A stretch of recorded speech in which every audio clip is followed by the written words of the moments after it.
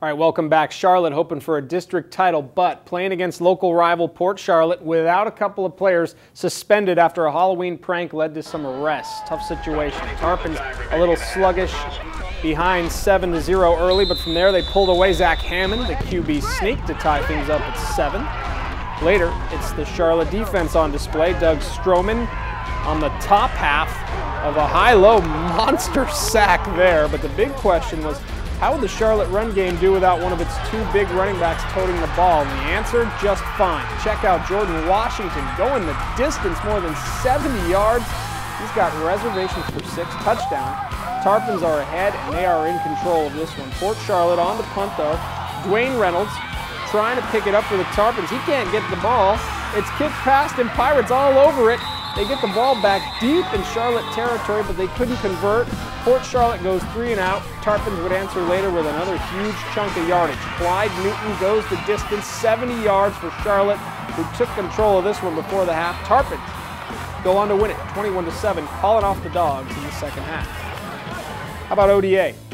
Taking on St. Stephen's. This one all thunder. Tyler Dietrich, that's an easy-looking touchdown there. Falcons ball in the ensuing drive. Fumble here. Grant McCarthy snatches it out of midair. He rumbles the rest of the way for the touchdown for the big man there. Thunder set up for the extra point. They have a little fun with the fake. Holder shovels to JT Fisher up the middle. Nice, tricky little conversion play there. Second quarter, Evan Wilson rolls right, hits Jack Cannon. He goes around the back. He makes it look so easy.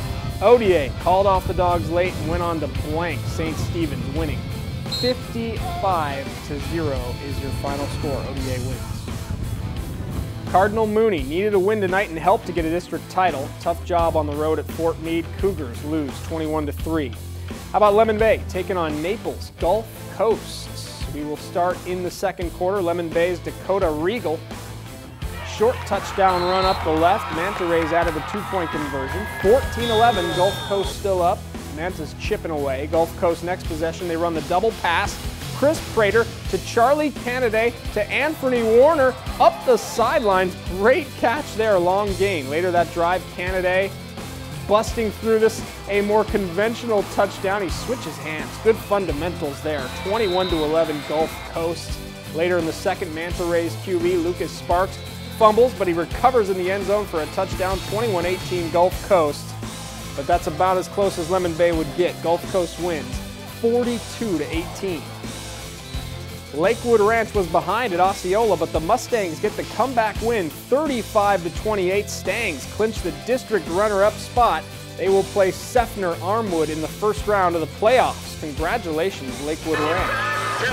How would Riverview respond after being blown out against Sarasota last week, hosting Northport on senior night? Bobcats on offense. Robinson Saintard gets hammered by Tater Williams doing the hitting. That's the QB going both ways.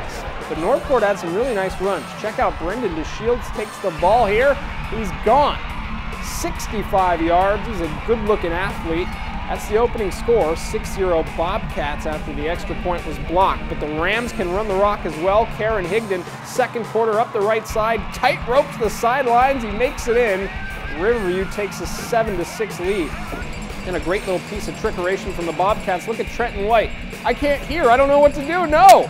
Direct snap to DeShields, who slices his way through some blocking with the help of White. Really fancy touchdown there. Northport led it 13-7 at that point, but the Rams get a nice come-from-behind win, showing some grit, 23-19.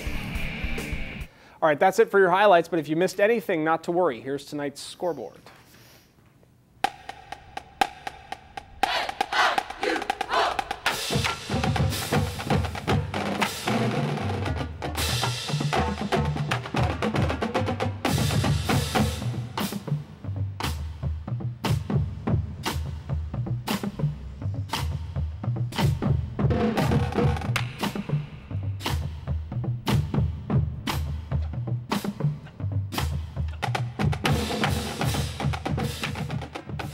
All right, when Subway Friday football fever continues, we will take a look at some of the games with Herald-Tribune columnist Doug Fernandez. Stick around.